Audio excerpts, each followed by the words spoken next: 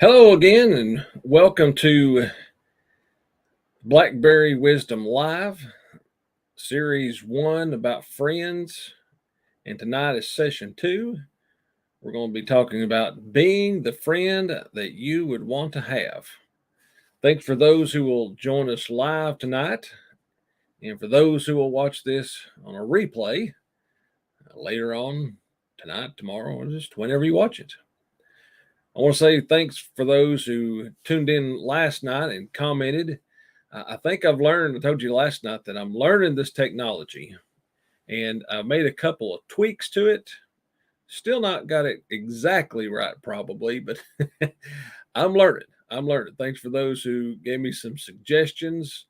And I think through Facebook, if you're on my profile on Facebook, that you can comment and it'll come through live on the stream here that I can see. So if you're with me live tonight and you'd like to comment or throw a question in there, I would love for you to do that. And I'm going to actually do a test if someone does that. I'm going to throw your comments up on the screen and see what that looks like. That's just a test, not to embarrass anybody or to call anybody out. That's just a test, something I like to do tonight. There again, trying to figure out this technology. It's a new way for me to communicate, and I really want to do it to promote my book, Blackberry Wisdom.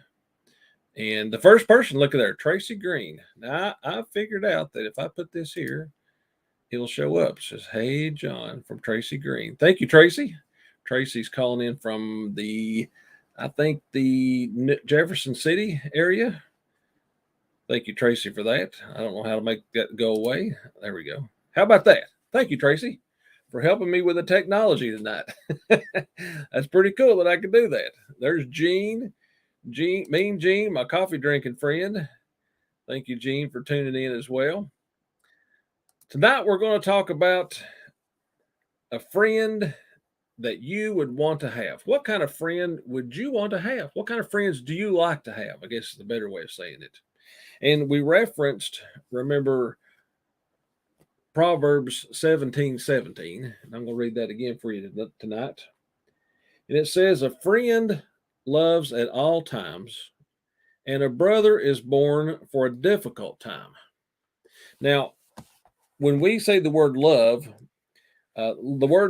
in the English dictionary or the English vernacular, if you will, we say the word love to really cover a lot of ground. I love my wife. I love Cindy. I love blackberry pie. Imagine that, right? I love fried chicken. I love chicken legs. I love dark meat on chicken. I love going to bed early and getting a good night's sleep. All those things we say, and we say the word love, but it's really not giving us a true description of what we mean by love. And of course, Proverbs was written in Hebrew, but in Greek, they had several words for the word love. And I believe that what the writer here would have meant, if he could have said it, articulated it correctly, would be the word philia, where we get the word Philadelphia. So the first word of love that I like to talk about is agape. Agape is an unconditional love. That's the love that God has for us. It's an unconditional love. We don't have to do anything but love Him and accept Him for Him to, well, actually, He already loves us no matter what. He loves us. He loves us unconditionally. Because why? Because He created us. I love our kids. Why? Because we created them.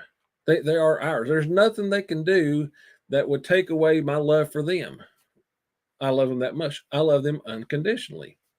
And we're told also in the Bible that we're to love others this way. We love them unconditionally. We don't because they treat us nice, because they give us money, because they, whatever, give us favors that we love them. No, we're supposed to love everyone unconditionally. And with that said, the next step above that, in my opinion, is philia. Philia is loving unconditionally with a mutual agreement or a mutual, how would you say it? A mutual interest. That's probably a better way of saying it. If we have mutual interests, then we have not only the unconditional love, but we have something in common. And that something in common really is what ties us together. I told you about my friends last night and some of my friends, and I've had friends at work and friends at church, friends I went to school with, and they were all good friends, but some of them we had more things in common.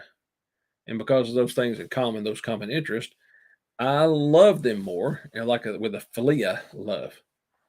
So I think we should embrace those characteristics that I mentioned last night of a friend: the adventurer, the artistic friend, the encourager, the fun friend, and the honest friend. Which of those are you to your friends? Now, for me, I got to be honest with you. If somebody said I was their artistic friend, they need to really increase their circle of friends, because I am not that artistic. I'm really not. I'm becoming that way, I believe, through music and through writing. I guess that's a little bit of art. I'm becoming more that way, but I'm not by default. I don't think that way.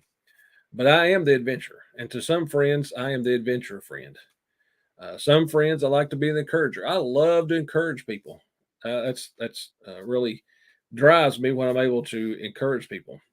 The fun friend, man, we all want a fun friend, right? And I can be a fun friend, but I'm not the most fun friend. You know what I mean? I'm not. I'm not the one that drives the party. When I get to a party, I can be the driver, but it's not my natural instinct.